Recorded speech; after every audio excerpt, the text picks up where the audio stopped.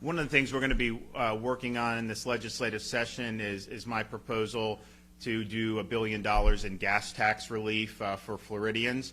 And the reason is simple. You see inflation like we have not seen for decades in this country, and that is an absolute killer for family budgets. You have, and granted, Florida's got a lot of good stuff going on, but even, someone could get a 5% pay increase, and they could still fall behind if you have inflation that's going the way it is. And they have borrowed and printed trillions and trillions of dollars out of Washington, and the bill is now coming due, and they actually want to be, if Biden had his way, they would do trillions more, even in the teeth of the worst inflation we've seen in 40 years. And so they need to reverse course because the inflation hits everybody. The inflation makes it more difficult. We actually, in my budget for this year, I had to go back and fund projects that we had already fully funded because the cost is going up so much with all that. So it affects people across the board,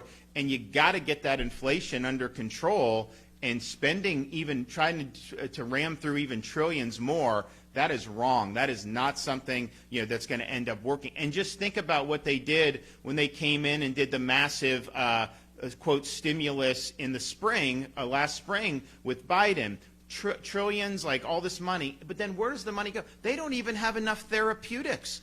They cut therapeutics to Florida. Everybody knows this is something that we needed for a long time, and yet now they're shorthanded because you have all this $1 trillion and all this other stuff, and you can't put more to actually help people and treat people. So it's been totally mismanaged. That money being printed is absolutely fueling this inflation, and that is a major, major headwind that we're having to deal with. Now, we don't control the money supply. Obviously, we don't control what the Congress does, but with the gas prices going up, if we can say the state, take away some of that tax, $1 billion worth, that's going to help people, particularly people that got to commute a lot, because it does add up. And what are you going to do? You're just not going to go to work? I mean, you can't necessarily make those decisions the way people that may live in other areas or have different luxuries. So this inflation, they said it wasn't something that was real.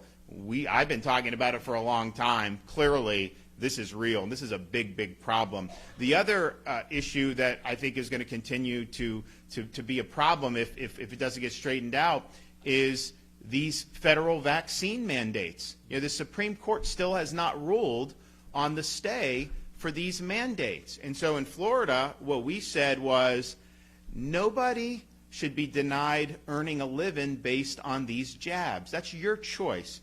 It's a private choice. It is not something the government should be forcing. And just think about what we're seeing now. Before Biden, the most cases in a day, I think, was like 265,000 cases nationwide. Now they have like 800 and 900,000 a day. And so clearly the vax has not stopped people from being infected with Omicron. That is just clear as day. And so what is the basis of forcing somebody else to do that? They had said it would end COVID. If you had Fauci said if 50% were vaccinated, you'd have no more surges. That's what he said, in the spring. That was wrong. Okay, so there's no basis to be mandating this. What you're going to end up seeing, now we provided protections in Florida. People, they want to try to mandate. No, you can opt for all these exemptions. You can opt for different things so you can keep your job, and that's something that's very important. But this OSHA mandate clearly exceeds the ability of Congress under the law or Constitution. And so for the Supreme Court not to have ruled on this, it's a little bit concerning, because this is not a very different. If you believe that like the Founding Fathers believe, that the Constitution is one of limited and enumerated powers, you cannot authorize the federal government acting with basically as like a state police power.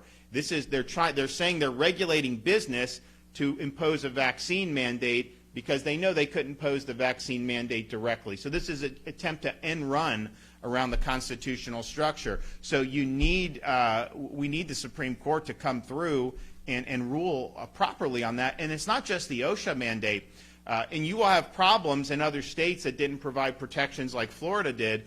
you're going to have truck drivers, you're going to have a lot of people who are going to end up being out of work. In our economy, with everything that's going on with the supply chain and all that, you couldn't ask for a worse time. The medical mandate for the nurses and the doctors, this is what they're trying to do is absolutely insane. There are places, now in Florida, we provided protections. So nurses were rehired, all these people, many of them have natural immunity. And so but there's a crunch on the staffing because you have obviously a lot more COVID nationwide, and then you have staff that get out sick with it. So what have they done? In other states, they have fired nurses for not having vax, even though most of them have natural immunity. So they fire them. But now they're shorthanded, so what are they doing? They are bringing back on the job vaccinated nurses who are currently COVID positive. So if you're unvaccinated, naturally immune, and uninfected, they fire you. But if you're COVID positive and vaxxed, which we know most of the people that are COVID positive now are vaxxed, they are going back on the job. And it just shows you that CMS mandate is absolutely insane, especially given the ineffectiveness of these shots to actually stop transmission between individuals. And so I'm hoping that they will get real on this. I am surprised. I mean, I think the arguments went fine, but to not have ruled by now. So what happened was they didn't do an administrative stay.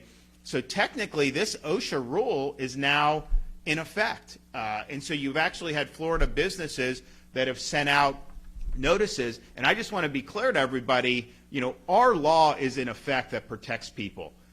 So you have to honor religious exemptions. You have to honor all those things. So nothing changes with our law. And OSHA says you have to test people who haven't been vaxxed. But our law says if you're testing, that's at the business's expense. That is not at the employee's expense. Right. So that's Florida law. We're going to make sure that is enforced, and we're going to make sure we're providing protections for people so that they don't have their livelihoods ruined by an unconstitutional and really ham-handed federal mandate.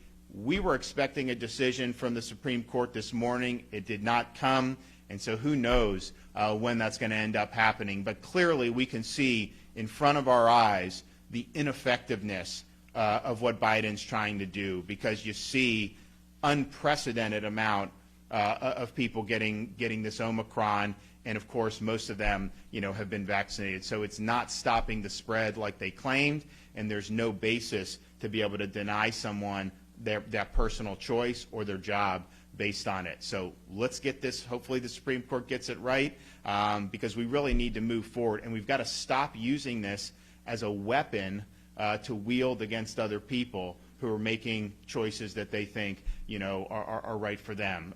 So we're disappointed today that we didn't get that decision, and hopefully we'll get a decision very, very soon. Okay, happy to take some questions.